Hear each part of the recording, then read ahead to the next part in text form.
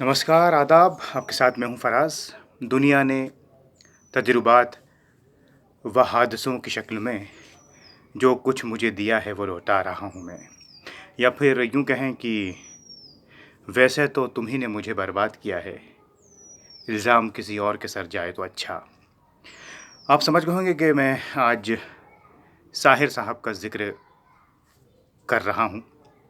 ये 2 जो शेर मैंने आपके सामने पेश किए, साहिर लुधियानवी जिनको हम बहुत अच्छे से जानते हैं, जो गीतकार तो थे ही लेकिन एक बुलंद-पा शायर थे, इनकलाबी शायर। साहिर साहब के बारे में हम बहुत कुछ जानते हैं, उनकी ज़िंदगी के बारे में अक्सर जो बातें जो जो ज़्यादा फ़ेमस हैं वो कि उनका अफ़ेयर अमृता प्रीतम जी के साथ उनका नाम जुड़ता है, फिर सुधा मल्होत्रा जी के साथ।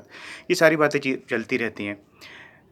8 मार्च 1921 को वो पैदा हुए, फिर जो उनके माँ से बड़ा उनका लगाव था, फिर वो बाप से अलग हो जाते हैं। और फिर माँ से उनकी ज़िंदगी भर मोहब्बत रही और माँ के इंतकाल के कुछ अरसे बाद वो भी दुनिया से चले गए 1980 में। ये सारी चीज़ें बताने की ज़रूरत नहीं है। कुछ अलग बातों पे रोशनी डालने की कोशिश करूँगा, साहिर साहब की ज़िंदगी के 2-3 किस्से। तो साहिर साहब के बारे में मैं आपको बताऊँ कि उनका जो मुशायरे तो ख़ैर वो जाते थे, थोड़ा कम जाते थे, लेकिन फ़िल्मी सफ़र जो रहा है और उनके जो तमाम फ़िल्मी गीत हैं, अगर आप देखें आखिर तक, जो 1980 तक आता है उनका, और जो 50s में 60s में उनकी फ़िल्में हैं, तो उनकी जो शायरी, जो गीत हैं, उसमें ख़ासियत ये है कि बड़ी पावरफुल पोएट्री उनकी है और उस पोएट्री को कोई बदल नहीं सकता था। और मुझे ये भी याद आ रहा है कि एक बार साहिर साहब की ये शर्त होती थी कि वो सबसे ज़्यादा पैसे लेंगे, सबसे ज़्यादा पैसे लेंगे।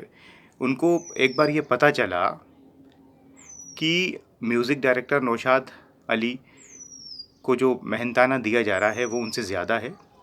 तो वो गए प्रोड्यूसर के पास, उन्होंने कहा कि सबसे ज़्यादा पैसा तो साहिर लेगा, और उन्होंने कहा कि मैं ये फ़िल्म छोड़ रहा हूँ। ये उनकी शर्त होती थी। भले ही 1 रुपया आप मुझे ज़्यादा दो, लेकिन आपको 1 रुपया मुझे ज़्यादा देना पड़ेगा। और ये भी उनके बारे में है कि जो लिरिक्स का जो नाम लिया जाने लगा, बाद में फ़िल्मों में आने लगा, तो वो साहिर साहब की वजह से ही है। तो ये कुछ बातें हैं। वो उसूलों के बहुत पक्के थे और अपनी शर्तों पे काम करते थे, ये तो आप समझ गए होंगे।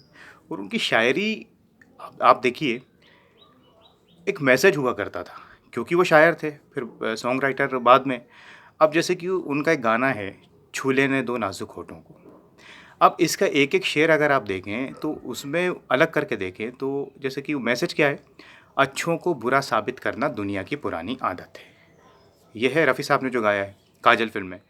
अब अपने आप में ये एक मैसेज है, अच्छों को बुरा साबित करना दुनिया की पुरानी आदत है। और ये गाना बड़ा छोटा है। राजकुमार साहब पे ये फ़िल्माया गया था, तो अमूमन उन पे गाने बहुत कम फ़िल्माए गए।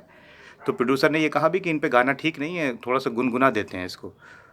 तो म्यूज़िक डायरेक्टर रवि साहब ने कहा कि नहीं, गाना रखते हैं। और फिर वो गाना रखा और वो गाना बड़ा मशहूर हुआ। और बाद में इसकी उम्मीद ये लगी कि गाना सुपर हिट होगा, तो कहा कि इसको थोड़ा-सा लंबा करते हैं गाने को। उसमें 2 ही शेर हैं। बाद में फिर फ़ोन किया साहिर साहब को, तो वो बॉम्बे में थे नहीं उस टाइम पे, तो फिर वो छोटा ही वो गाना रह गया। बहरहाल वो बड़ा मशहूर है और मकबूल गाना है। तो साहिर साहब के बारे में मैं और आपको थोड़ा-सा एक चीज़ मुझे और याद आ रही है कि वो जो उनकी नज़्म है, चलो एक बार फिर से अजनबी बन जाएँ, गुमराह फ़िल्म में जो महेंद्र कपूर साहब ने गाई है। अब उस फ़िल्म के लिए उन्हें अवार्ड मिला। तो मैंने आपको बताया वो अपनी शर्तों पे काम करते थे। तो वो जब उनको अवार्ड दिया गया साहिर लुधियानवी साहब को, तो वो उन्होंने वापस कर दिया। और क्यों वापस किया? इसलिए कि उन्होंने कहा कि भाई, इसके पहले जो मैंने काम किया है वो सब ख़राब था क्या, जो इसके लिए आप मुझे अवार्ड दे रहे हैं? बात उनकी सही थी। अगर आप गुमराह के पहले उनका काम देखें, तो ताजमहल फ़िल्म के आप गीत देखिए, नया दौर जो फ़िल्म आई थी उसके आप गाने देखिए, और उसके अलावा कई फ़िल्में, बरसात की रात, ये कव्वालियाँ अगर आप सुने, तो वो मूडी थे और शर्तों पे काम करते थे, ये बात तो तय थी। और ऐसी शायरी करते थे और ऐसा गीत लिख देते थे कि हमराज़ फ़िल्म का किस्सा मुझे याद आ रहा है। उसमें एक गाना है, किसी पत्थर की मूरत से। तो बी आर चोपड़ा साहब से उनकी बड़ी गहरी दोस्ती थी। वो जब भी उनकी फ़िल्मों में ज़्यादातर गाने उन्होंने ही लिखे हैं। तो वो उन्होंने साहिर साहब को बुलाया अपने ऑफिस। साहिर लुधियानवी आए, तो ऑफिस में जब आए तो देखा एक लड़की बाहर बैठी है जो नई एक्ट्रेस हमराज फिल्म में थी, विम्मी जी। तो उनको देखते ही साहिर साहब के मुंह से निकला, ये तो पत्थर की मूरत है। खैर वो अंदर गए। चोपड़ा साहब ने कहा कि आइए साहिर साहब, बात हुई, कहने लगे एक फ़िल्म बना रहे हैं हमराज और एक नई हीरोइन को साइन किया है। कहला आपने देखा होगा वो लड़की बाहर बैठी थी। कहला हाँ, वो पत्थर की मूरत। तो बी आर चोपड़ा साहब ने कहा अरे वाह, इस पर तो आप गाना लिखिए। और साहिर साहब ने गाना लिखा, किसी पत्थर की मूरत से मोहब्बत का इरादा है। महेंद्र कपूर साहब ने गाया और सुनील दत्त साहब पे पिक्चराइज हुआ और वो गाना सुपर हिट है, आज भी हम लोग सुनते हैं। तो इस तरह के बहुत से किस्से हैं साहिर लुधियानवी साहब के।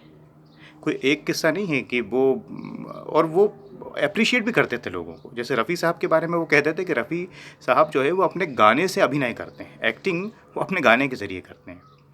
ऐसी बहुत सी वो बातें, कोई ऐसी बातें होती थी जो बातों बातों में कह देते थे और उसका मीनिंग बड़ा गहरा होता था।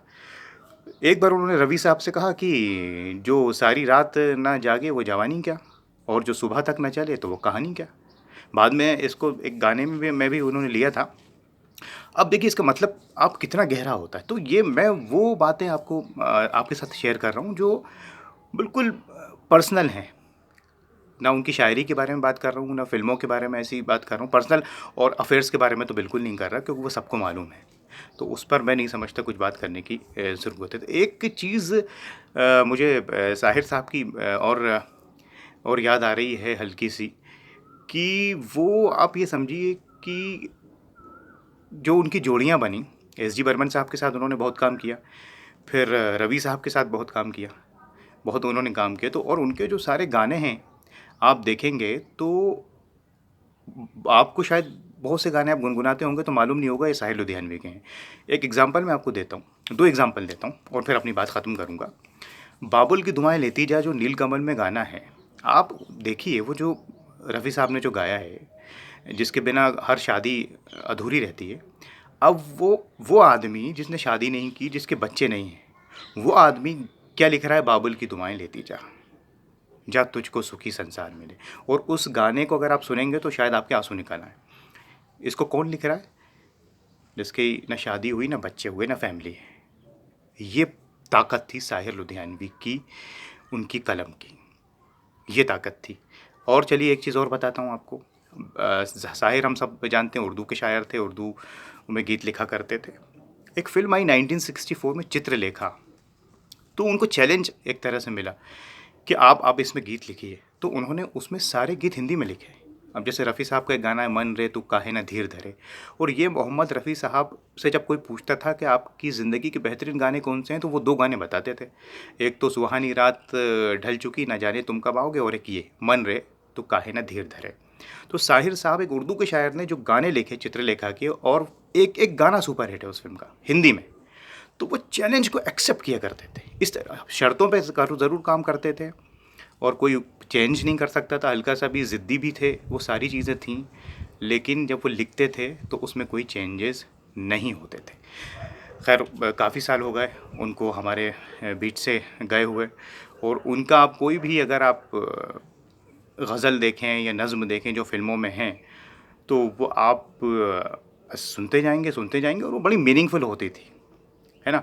तो उनका एक गाना है, संसार की हर शे का इतना ही फसाना है, एक धुंध में आना है, एक धुंध से जाना है। उसका आखिरी शेर क्या है, हम सब खिलौने हैं एक ऐसे खिलाड़ी के, जिसको अभी सदियों तक ये खेल रचाना है। या एक उनकी गज़ल याद आ रही है, सब में शामिल हो मगर सबसे जुदा लगती हो, सिर्फ हमसे नहीं खुद से भी खफा लगती हो। तो मीनिंग आप देखिए, मीनिंग आप देखिए। और बहुत सी चीज़ें हैं साहिर साहब के बारे में, मैं क्या क्या क्या आपको बताऊं। लेकिन उनके हर गाने में एक मैसेज होता था, और वो बिल्कुल गरीबों के हक़ में खड़े रहते थे। तो अब अपनी बात को बस ख़त्म करता हूँ। और शेर तो क्या, लेकिन साहिर साहब का एक गीत, जो एक गीत है, वो मुझे याद आ रहा है। ताजमहल फ़िल्म की गज़ल है कि जुर्म उल्फत पे हमें लोग सज़ा देते हैं, कैसे नादां हैं शोलों का हवा देते हैं। आप दौलत के तराजू में दिलों को तोलें, आप दौलत के तराजू में दिलों को तोलें, हम मोहब्बत से मोहब्बत का सिला देते हैं। तो दुनिया में मोहब्बत रहे और ऐसे लोगों को हम पढ़ते सुनते रहें ताकि हमारी ज़िंदगी में चेंजेस आए। फिर मिलेंगे। खुदा हाफिज़।